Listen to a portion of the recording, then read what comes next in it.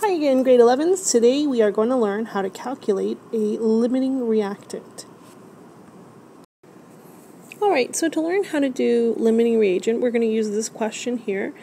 And the first thing we're going to do as we read the question is to write out the chemical formula of the reaction that is talked about in the question. So it says in a beaker, 89.6 grams of sodium oxide, so that's our first reactant, are reacted with 92.43 grams of aluminum carbonate.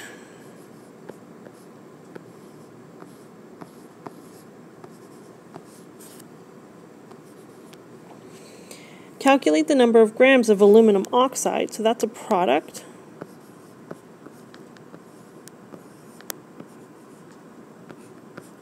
And the second product is going to be, if that's aluminum oxide, then the aluminum is going to replace the sodium, and then the sodium is going to replace the aluminum. So you're going to get sodium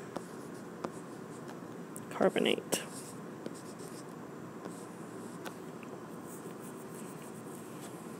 Now, before we can do anything else, we need to figure out the stoichiometry. So on the left, there's 2 sodiums, and on the right, there's 2 sodiums. On the left, there's 1 oxygen, and on the right, there's 3 oxygens. So the first thing we're going to do is put a 3 here to balance those oxygens. Now we have 6 sodiums on the left and only 2 on the right. So we need to put a 3 here so that the sodiums are balanced. So the sodiums and oxygens look like they're balanced. The aluminum has a 2 here, the aluminum has a 2 here. Carbonate, there's 3 on the right, and now there's 3 on the left, or the other way around, sorry. So we are balanced, so that's a really good job. Now we're going to figure out how many moles of sodium oxide we have, how many moles of sodium carbonate we have. Alright, so we're just going to set up this little tiny chart here. On the left we have sodium oxide, on the right we have aluminum carbonate. So the first thing we're going to do is calculate the molar mass of both compounds, and then we're going to calculate the number of moles. So the molar mass for sodium oxide is 2 sodiums and 1 oxygen. And the sodium has a molar mass of 23, so 2 times 23 plus 1 times 16. So if you do all the math there, you will get 62 grams per mole. And again, if you're wondering where we got the 23 and the 16 from, that is from the periodic table. Over on the right here, we're going to solve for aluminum carbonate. There's 2 aluminums.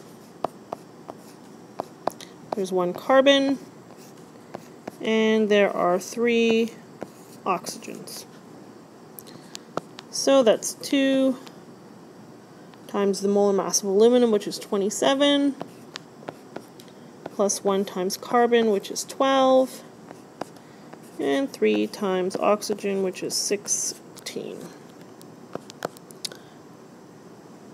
So we have, if we do all the math on that, we'll get 234 grams per mole.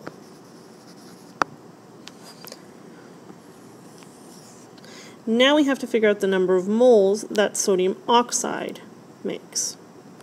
And that is the number of moles divided by the molar mass. Scratch that. That's the mass divided by the molar mass. So the mass we got from the question for sodium oxide was 89.6 grams. And the molar mass is 62 grams per mole. So the number of moles of sodium oxide, if we do that calculation, is 1.445 moles. Over here, the number of moles, again, is mass divided by molar mass. And if we look at the question, we were told that there was 92.43 grams, and we just figured out the molar mass is 234 grams per mole. So the number of moles of aluminum carbonate is 0.395 moles. Now, you cannot compare these two numbers. Okay, so you can't compare this number to figure out limiting reagent. That's because they're not the same thing. This is the number of moles of sodium oxide, and this is the number of moles of aluminum carbonate. You have to convert both of those numbers using a mole ratio into the number of moles of aluminum oxide. So we're going to do that now. Okay, so in order for us to do the mole ratios to figure out how much aluminum oxide we have to look back to our chemical equation. So that's why I wrote it up at the top. Alright, so to find out how many moles of aluminum oxide that sodium oxide makes, we have to do a mole ratio. Now, we are going to aluminum oxide. That has a coefficient of 1 in front of it. Okay, so there's no coefficient there, so there's an imaginary 1 there. We are coming from sodium oxide, and there's a 3 right there. So our mole ratio is 1/3. So you're going to multiply that by the number of moles that you have. And I'm running out of space here. But 1/3 times 1.445 equals 0.4817 moles. Now over here, we're going to again find the number of moles of aluminum oxide. And we are going to aluminum oxide, which is still 1. But we're coming from aluminum carbonate this time, and aluminum carbonate has a 1 in front of it. So it's 1/1. And again, you're going to take that 1/1 and multiply it by the number of moles that you just calculated. Now we all know that 1 times anything is itself. So now we have calculated the number of moles that each of our reactants will create of aluminum oxide. Now we can compare them to see which one's the limiting reagent. And when we do that, what we find is that aluminum carbonate has the lowest number, or makes the lowest number of moles of aluminum oxide. And if you can't figure that one out, 0.395 is less than 0.817. So this is our limiting agent. Okay, we're getting close to the end. Now we know that aluminum oxide, 0.395 moles was produced of aluminum oxide. The question asks us to figure out the number of grams. So before we can do that, we have to calculate the molar mass. So there's 2 aluminums, and there's 3 oxygens.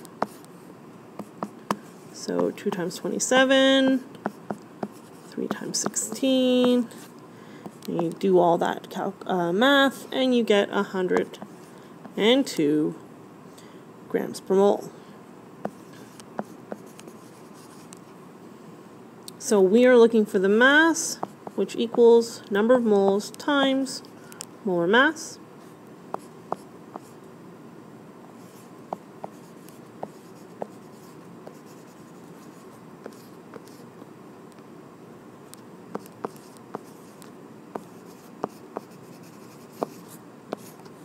So the mass of aluminum oxide that was produced is 40.3 grams.